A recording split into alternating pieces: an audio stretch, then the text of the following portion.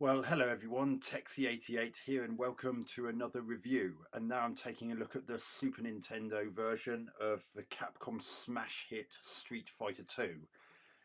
When this particular game burst into the arcades in 1991, it was a massive success, and honestly, its success can't be understated. It was all over the place, and this Super Nintendo conversion was single-handedly responsible for probably selling more Super Nintendos upon its release than any other game before it or for that system. And yes, even more so than perhaps than Super Mario World, which was one of the flagship titles. And I have to admit, I ended up getting the Super Nintendo, which came bundled with the Street Fighter 2, if for no other reason. The original cartridge, when officially released, cost a whopping £64.99, and that was in the early 1990s money. So that was quite a lot of money back then, and that was mainly because it was a 16 megabit cartridge, and a lot of the other cartridges for games prior to it were 8 megabit, and those tended to retail for somewhere between £39.99 if you were lucky to about £49.99. So having to pay a penny shy of 65 quid for this game by itself would have been quite a hit. So I recall that the bundle, the SF2 bundle, which came with the SNES and one controller, was £129 or so. So that wasn't quite so bad. Although it did mean I had to buy a second controller separately because you couldn't. There wasn't a version that had two controllers. But anyway, enough of that history lesson. Let's get on with the game. Now it's a one-on-one beat 'em up, and it's the sequel to the 1987 original Street Fighter. Only Ryu and Ken have appeared, and these other six characters appeared for the first time here. We got Edmund Honda here, who's a Japanese sumo wrestler, Blanca, Guile, Dalsim, Zangief, and Chun-Li. And if you hover around too long, then it'll automatically select a character for you. So it's picked Ryu for me because I dithered too long while trying to explain what's happening. So the way it works is that you've got three different buttons for punches and three different buttons for kicks, and you've got three different strengths in each case.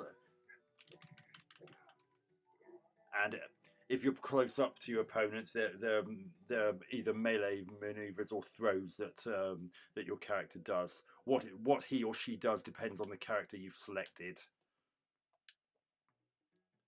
And each character has at least two special moves, which are done with some rather interesting maneuvers of the joypad. For instance, to do that Hadouken fireball attack, you have to do down towards plus, and then press any punch button towards just as you finish that particular joypad maneuver.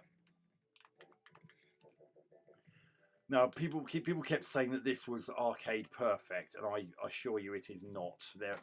There are some bits from the arcade that are missing in this, and I'm not just talking about differences in animation frames and the graphics. I mean, when you sort of walked towards your opponent, your character would lean forwards towards them, and then they'd lean back if you were retreating from them.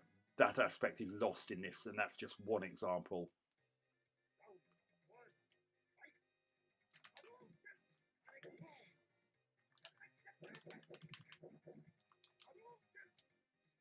So the idea is that a light punch or kick is very quick but does very little damage, and you've got a medium strength punch or kick which does a little bit more damage but is slower. And then you've got fierce attacks which do the most damage, but they're even slower still. So you've got this fine balance between trying to decide which strength of punch or kick to do, and in some cases and in some cases whether to do a punch or kick in a particular situation at all, because different characters have their punches and kicks going at slightly different different angles and in different ways.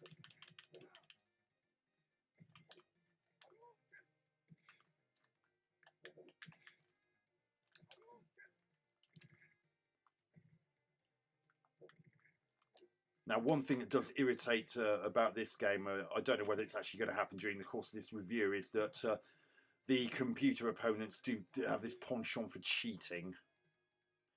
There have even back in the day, there were reports in magazines that sometimes CPU controlled opponents would miss out animation frames in order to pull off moves quicker, and it was also very noticeable that that there was a fair bit of mismatching of characters. So Guile, my opponent here, for instance, was deemed to be a bit too tough compared to a lot of the other characters in the game, or at the very least out of those that you could actually select. That's the Shenlong Dragon Punch. That's a pretty tricky maneuver to do. You have to press towards, down towards, plus any punch button.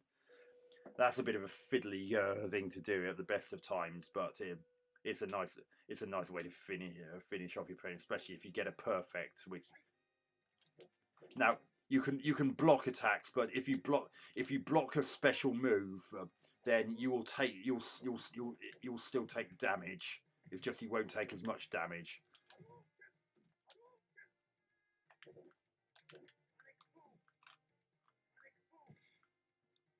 And you can't block at all while you're in midair. And when you're dazed like that, you can waggle that. You can quickly tap left and right on the D-pad in order to try and shake away the dizziness. If it's just starts, then you should be able to recover from the dizziness fairly quickly. But if it's actual birds, then it's going to take longer because you've taken a much more serious blow.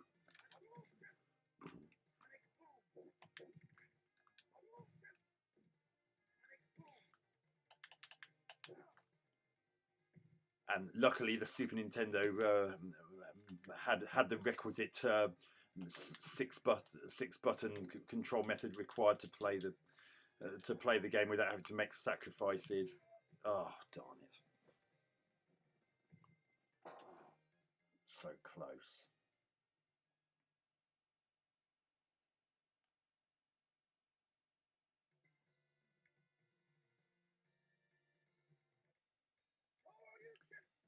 One more go.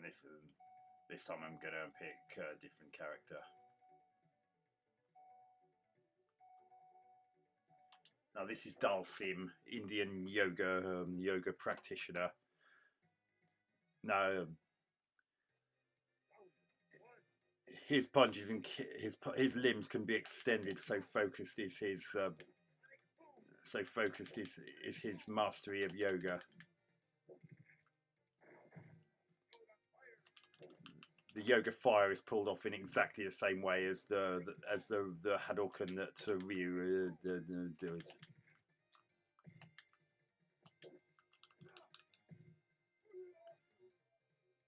Although Dalsim's not exactly the fastest character in this game.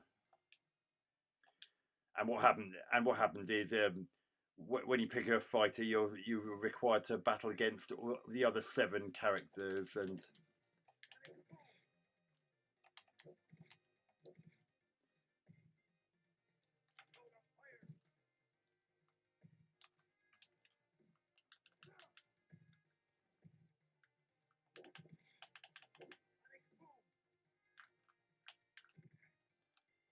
And once you've done that, and then you'll be required to take on 4 boss characters, and then once you've done that, you'll have got to the end of the game, and each character has their own unique ending. Although you only get the proper endings if you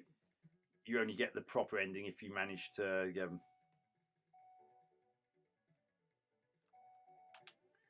you only get the proper ending if you complete the game on a certain difficulty. I think it's about 3 or higher in this. There are different difficulty settings in the options menu at the start. That's the 100-hand slap. That's one of E Honda's special moves. The sumo headbutt is his other main attack.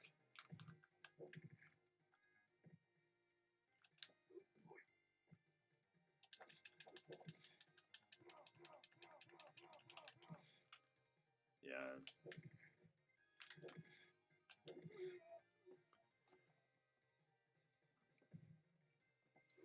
I don't know if you noticed, but the floor actually sort of simulates 3D by the way it follows correct perspective as as the screen scrolls left and right. So you look at that.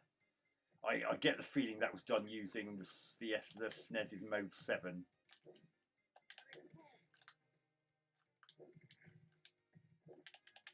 Yeah, see, I had stars just then, so it would have been far less of a problem to come out of that dizzy spell by comparison to when it's birds.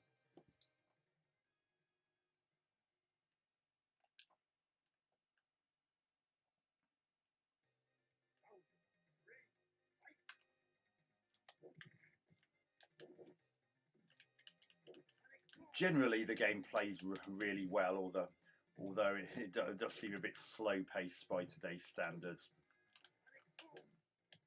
I mean, even the original arcade version, from what I recall, wasn't that much faster. And I did recently play that again on the Street Fighter 30th Anniversary Edition, which just came out for the Xbox One and the PlayStation 4. I think it was a couple of years ago now. There are also a couple of bonus stages in this, although one of the other bonus stages that was in the original arcade was also excluded from this particular version, which would also upset some people.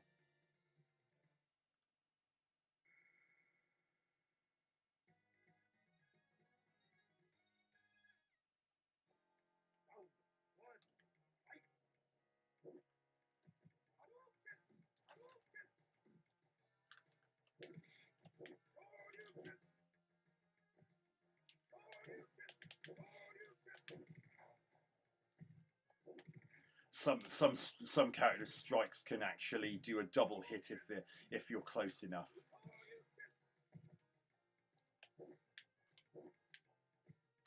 I mean, for E Honda, for instance, that kick I just did there, had Ken been standing up and not blocked it, then it would have hit twice.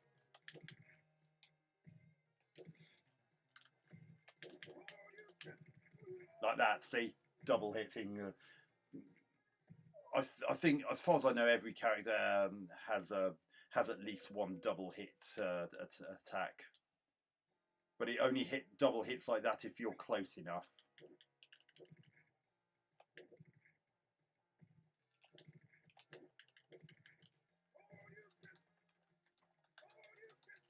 So yeah, I was able to shake my way out of that. Unfortunately, he managed to throw me.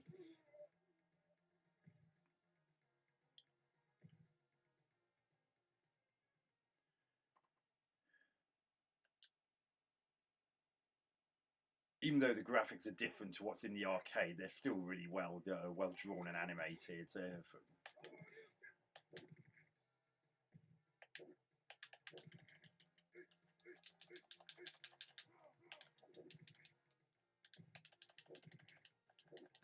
that axe kick that Ken did just then, that would have been a double hit maneuver if he'd been closer to me.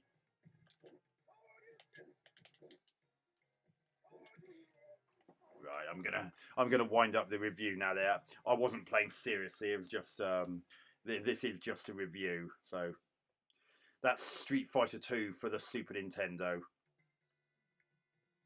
A generally good conversion of a massive arcade hit.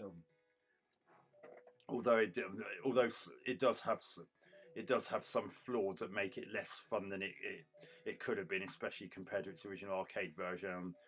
like the cheating of the CPU controlled opponents, like as I mentioned earlier, and and and things like some graphic some moves are missing, some some and one of the bonus stages, as I said, is also missing from the original arcade version. And of course, you don't get that image intro that you from the arcade. You just get this logo, and that's it.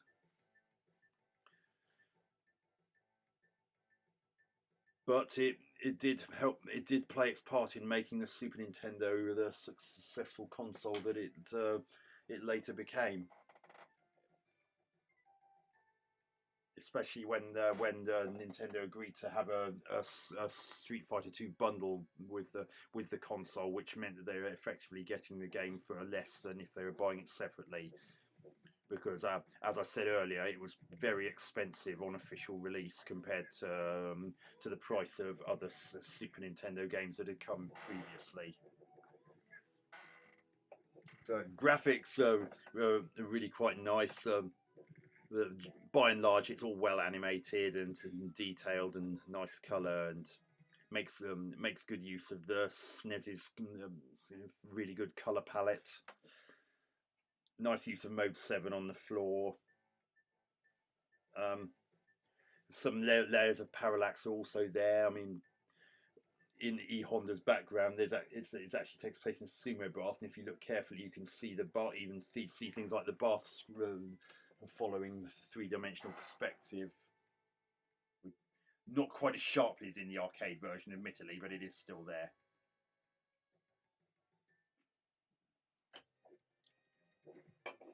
Sounds good. Each background has its own music and speech sound samples and speech samples are really good, and they're nice thwacking sounds whenever someone takes a hit, especially if it's a fierce hit that they've just taken. And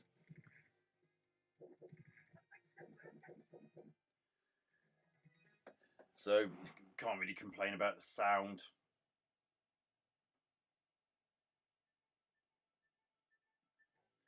Gameplay, well, as I said, some bits are missing, which is a bit of a shame, and the fact that the CPU opponents cheat is also a cause for concern. And of course, as I mentioned, there are some characters noticeably tougher than others, so there are some balance issues in this original version, which did get addressed in a later game entitled Street Fighter 2 Turbo, which I expect I'll probably review in a future video.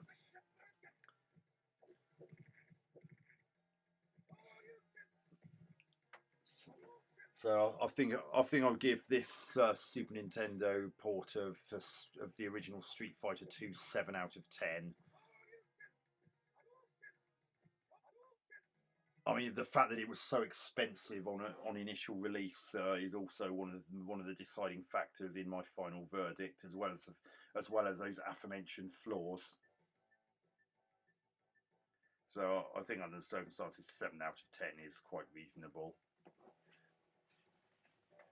It did pretty much set the bar for one-on-one fighters that were followed in its wake, and probably the most successful of those was Mortal Kombat, whose SNES version I've already reviewed.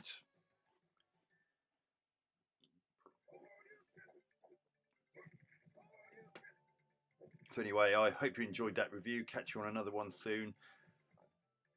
Texie88 out.